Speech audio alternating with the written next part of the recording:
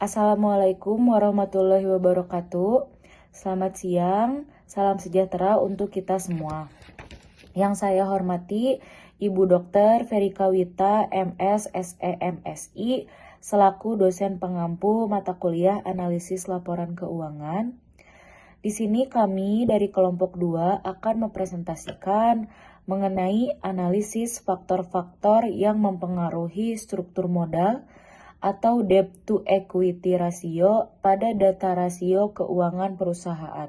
Sebelum memulai presentasinya, izinkan saya memperkenalkan anggota kelompok dari kelompok 2. Yang pertama ada saya sendiri, yaitu Sinta Indri Nurmalativa dengan akhiran NIM 066.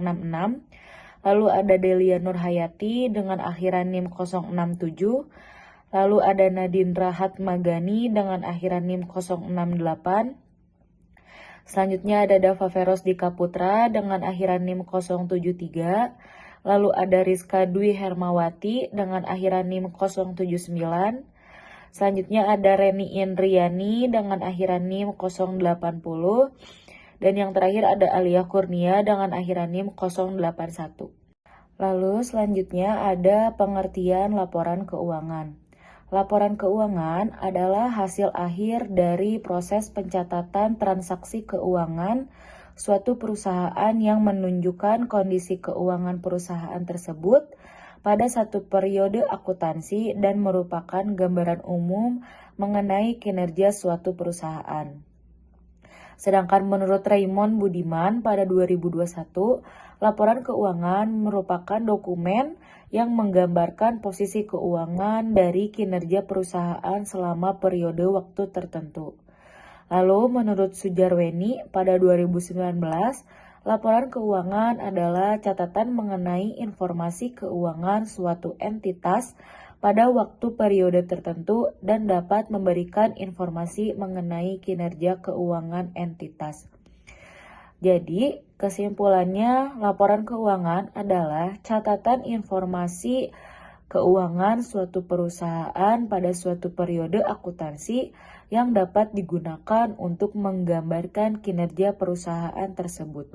Lalu selanjutnya ada pengertian struktur modal, yaitu suatu ukuran keuangan antara utang jangka pendek, utang jangka panjang, dan modal sendiri dalam melakukan kegiatan perusahaan. Struktur modal dapat menjadi masalah yang penting untuk perusahaan karena baik atau buruknya struktur modal akan berpengaruh langsung pada posisi finansial perusahaan. Untuk tujuan struktur modal yaitu memadukan sumber-sumber dana permanen yang digunakan perusahaan untuk operasionalnya yang akan memaksimalkan nilai perusahaan itu sendiri. Yang selanjutnya ada teori struktur modal. Yang pertama, teori pendekatan tradisional menyatakan adanya struktur modal yang optimal. Artinya struktur mempunyai pengaruh pada nilai perusahaan, yang mana struktur dapat berubah-ubah agar mendapatkan nilai perusahaan yang optimal. Yang kedua, teori pendekatan Modigliani dan Miller. Teori ini terbagi menjadi dua, yaitu teori tanpa pajak dan teori dengan pajak. Teori pendekatan Modigliani dan Miller dengan pajak menyatakan bahwa struktur tidak relevan dengan nilai perusahaan. Nilai dua perusahaan yang identik akan tetap sama dan tidak akan mempengaruhi pilihan keuangan yang diadopsi untuk membiayai aset. Teori pendekatan Modigliani dan Miller tanpa pajak menyatakan bahwa pajak dibayarkan untuk pemerintah, artinya menjadi aliran kas keluar perusahaan. Utang perusahaan menjadi pengurangan pajak sehingga dapat menghemat pengeluaran pajak. Lalu yang ketiga ada teori trade-off, yaitu menentukan struktur modal yang optimal, memasukkan beberapa faktor antara lain pajak, biaya keagenan, agency cost, dan biaya kesulitan keuangan, financial distress, tetapi tetap mempertahankan asumsi efisiensi pasar, symmetric information sebagai imbangan dan manfaat penggunaan hutang. Yang keempat yaitu teori asimetri informasi dan signaling, menyatakan bahwa pihak-pihak yang berhubungan dengan perusahaan tidak memiliki informasi yang sama tentang adanya risiko perusahaan. Yang kelima, teori pecking order. Teori ini menyatakan bahwa tingkat keuntungan suatu perusahaan yang lebih tinggi akan memiliki tingkat utang yang lebih kecil. Secara spesifik, perusahaan memiliki urutan referensi dalam penggunaan dana dengan skenario sebagai berikut. Perusahaan yang pertama, perusahaan memilih pandangan internal yang diperoleh dari laba hasil kegiatan perusahaan. Yang kedua, menghitung target rasio pembayaran berdasarkan perkiraan kesempatan investasi. Yang ketiga, adanya kebijaksanaan konstan yang digabung dengan fluktuasi dan kesempatan berinvestasi tanpa prediksi sehingga cash flow lebih besar daripada pengeluaran investasi. Dan yang terakhir, jika memerlukan pandangan eksternal, perusahaan akan mengeluarkan surat berharga yang paling aman terlebih dahulu. Lalu teori yang terakhir ada teori keagenan, menyatakan bahwa struktur dibuat untuk mengurangi konflik antara kelompok yang memiliki kepentingan. Dan selanjutnya faktor-faktor yang mempengaruhi struktur modal. Di sini ada struktur aktiva, profitabilitas, modal kerja, risiko bisnis, dan yang terakhir growth opportunity.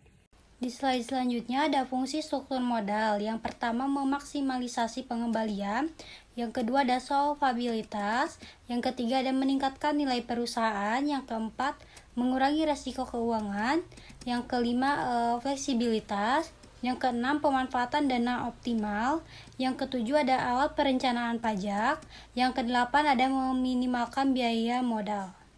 Slide selanjutnya ada dasar pengembalian keputusan. Yang pertama tuh ada uji T. Jika nilai signifikan lebih kecil dari nilai 0,05 atau T hitung lebih besar dari T tabel, maka terdapat pengaruh variabel X terhadap variabel Y. Jika nilai signifikan lebih besar dari 0,05 atau T hitung lebih kecil dari nilai T tabel, maka tidak terdapat pengaruh variabel X terhadap variabel Y. Selanjutnya ada uji F. Jika nilai signifikan lebih kecil dari 0,05 atau F hitung lebih besar dari nilai F tabel, maka terdapat pengaruh variabel X secara simultan terhadap variabel Y. Jika nilai signifikan lebih besar dari 0,05 atau F hitung lebih kecil dari F tabel, maka tidak terdapat pengaruh variabel X terhadap secara simultan terhadap variabel Y. Slide selanjutnya ada kerangka pemikiran teoritis dan hipotesis. Hipotesis yang pertama, likuiditas berpengaruh negatif terhadap struktur modal. Hipotesis kedua, struktur aktiva berpengaruh positif terhadap struktur modal. Hipotesis ketiga, probabilitas berpengaruh negatif terhadap struktur modal. Hipotesis keempat, likuiditas struktur aktiva dan probabilitas terdapat pengaruh simultan terhadap struktur modal.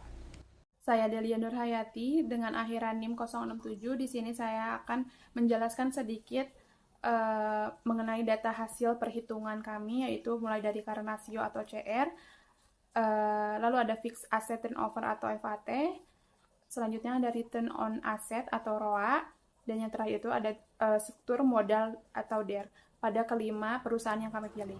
Lalu di sini ada konsep variabel, di mana konsep variabel ini di sini ada rumus-rumusnya, mulai dari current ratio, lalu ada fixed asset turnover,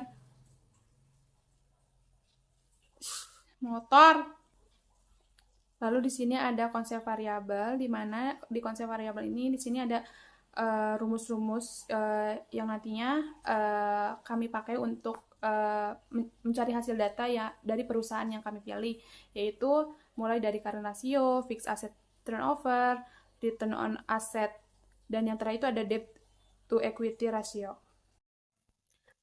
Nah, selanjutnya di sini ada tabel time series, di mana di sini ada hasil yang telah kami hitung mulai dari CR, FAT, ROA, dan DER. Di mana yang pertama itu ada PT Sinarmas Agro Resource and Technology Tbk, hasil dari tahun 2019 sampai 2023, yaitu CR-nya 541,89, lalu hasil FAT-nya yaitu 28,42, lalu hasil dari ROA-nya 98,99, lalu yang terakhir itu ada DER, di mana hasilnya itu yaitu 770,46. Nah, yang kedua itu di sini ada PT Kereta Api Indonesia KAI, di mana dari 2019 sampai 2023 hasil CR-nya yaitu 569,88, hasil FAT-nya 3,43, hasil ROA-nya 30,05, dan yang terakhir hasil dari DER yaitu 797,37.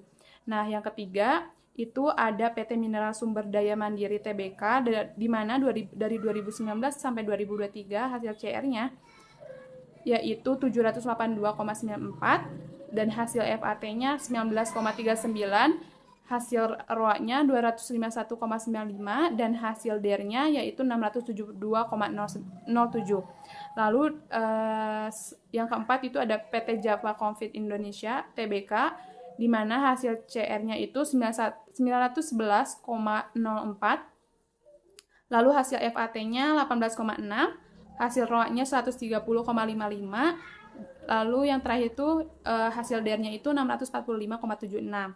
Nah, yang terakhir itu di sini ada PT Berkah Prima Prakasa Tbk, di mana hasil dari 2019 sampai 2023 hasil CR-nya yaitu 3.952,63. Lalu di sini ada hasil FAT-nya yaitu 16,32, lalu hasil ROA-nya yaitu 233,96, dan yang terakhir yaitu hasil dari DER-nya 53,6.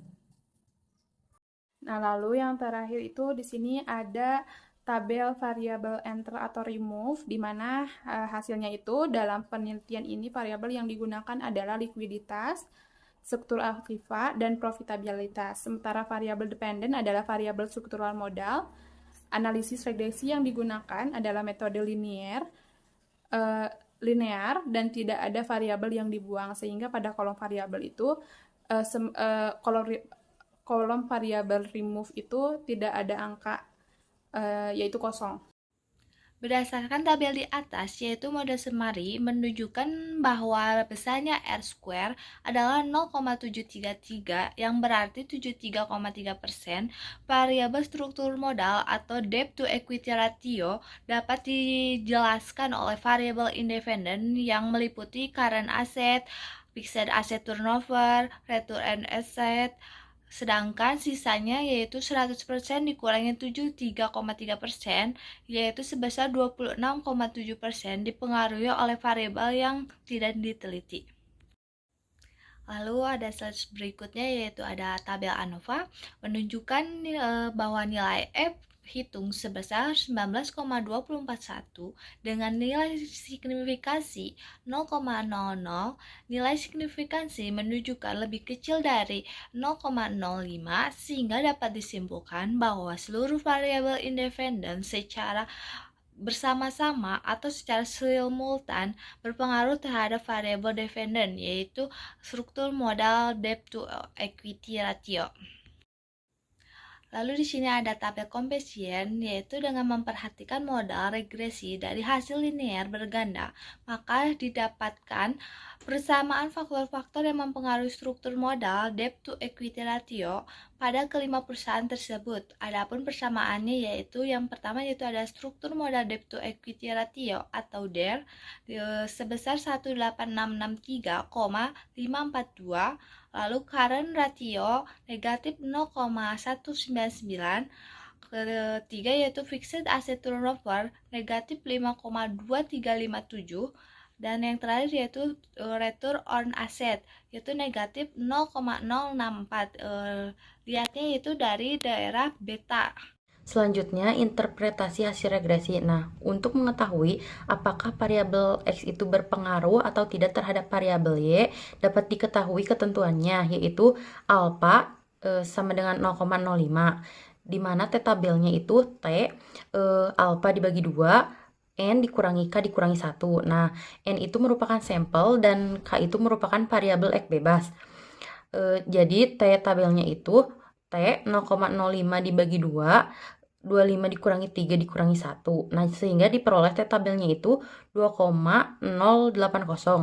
Nah, untuk F tabelnya F K N dikurangi K, di mana N merupakan sampel dan K merupakan variabel X bebas. Nah, F tabelnya itu F 3 25 dikurangi 3, sehingga diperolehlah F tabel yaitu 3,05. Kemudian hasil uji regresinya. Nah, untuk persamaan regresi linear berganda, yang pertama yaitu Y 18663,542 dikurangi 0,199x1 dikurangi 5,237x2 dikurangi 0,064x3.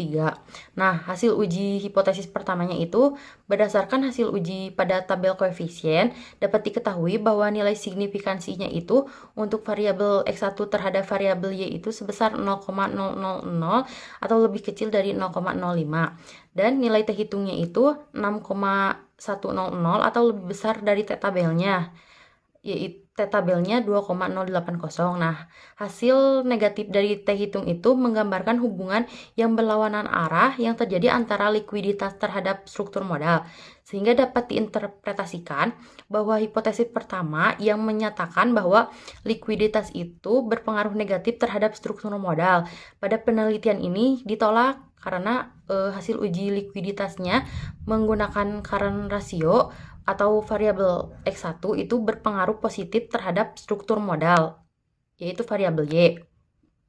Nah, selanjutnya mengenai hasil uji hipotesis 2. Nah, uji hipotesis ini diperoleh pada tabel koefisien bahwa nilai signifikansinya itu untuk variabel X2 terhadap Y sebesar 0,202 atau lebih besar dari 0,05 dan T hitungnya itu 1,317 atau lebih kecil dari T tabel yaitu 2,080. Nah, hasil negatif dari T hitungnya itu menggambarkan hubungan yang berlawanan arah yang terjadi antara struktur aktiva terhadap struktur modal, sehingga dapat diinterpretasikan bahwa hipotesis kedua itu yang menyatakan bahwa struktur aktiva itu berpengaruh positif terhadap struktur modal pada penelitian ini ditolak. Karena struktur aktiva menggunakan fixed asset turnover, variabel X2 itu berpengaruh negatif terhadap struktur modal atau variabel Y. Saya Nadindra akan melanjutkan hasil uji hipotesis koefisien. Dari gambar tersebut, persamaan regresi linear berganda yaitu Y sama dengan 18663,542 dikurangi 0,199 dikurangi 5,237 dikurangi 0,064. Hasil hipotesis 3 H3 berdasarkan hasil uji regresi pada tabel koefisien dapat diketahui bahwa nilai signifikan untuk variabel X3 terhadap variabel Y sebesar 0,901 lebih besar daripada 0,05 dan nilai T hitung 0,12 lebih kecil dari T tabel 2,08. Hasil negatif dari T hitung menggambarkan hubungan yang berlawanan arah yang terjadi antara profitabilitas terhadap struktur modal. Sehingga dapat diinterpretasikan bahwa hipotesis 3 atau H3 yang mengatakan profitabilitas berpengaruh negatif terhadap struktur modal pada penelitian ini diterima karena profitabilitas menggunakan return on assets atau ROA variabel X3 berpengaruh negatif terhadap struktur modal debt to equity ratio atau DER variabel Y. Selanjutnya hasil uji hipotesis ANOVA. Hasil uji hipotesis 4 atau H4 berdasarkan hasil uji regresi pada tabel ANOVA dapat diketahui bahwa nilai signifikan untuk variabel X1, X2, dan X3 secara simultan terhadap variabel Y sebesar 0,000 lebih kecil daripada 0,05.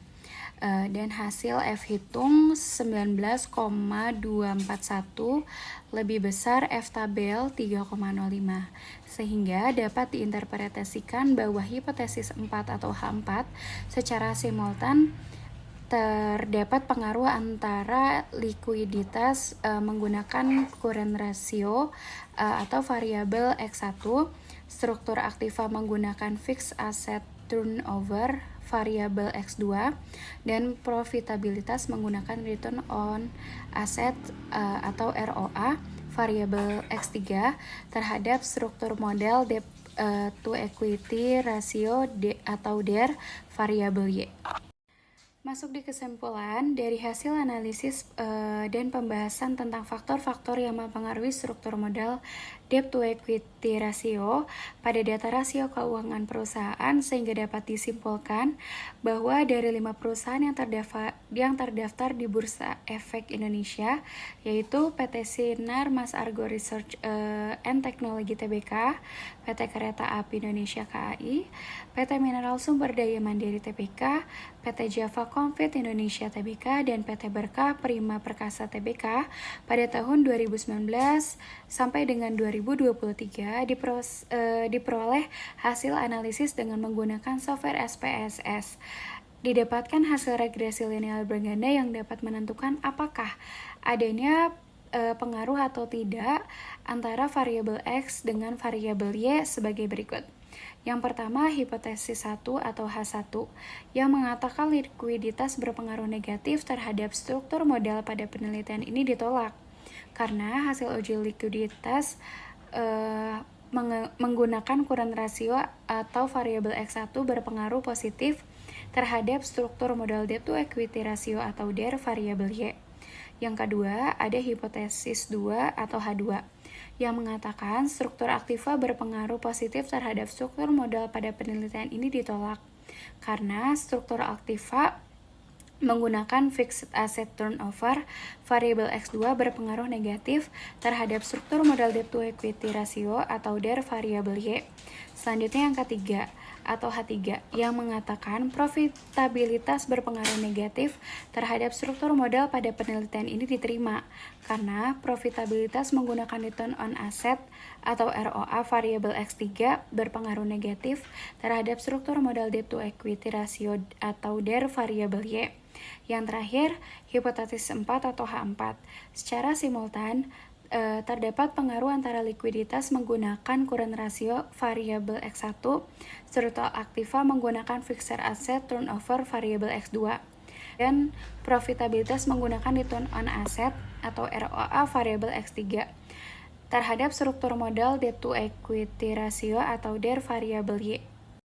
Saya Nadine Magani, perwakilan dari kelompok 2, ingin menutup presentasi kali ini. Sebelumnya terima kasih, mohon maaf bila ada kesalahan. Wabillahi taufiq wal hidayah. Wassalamualaikum warahmatullahi wabarakatuh.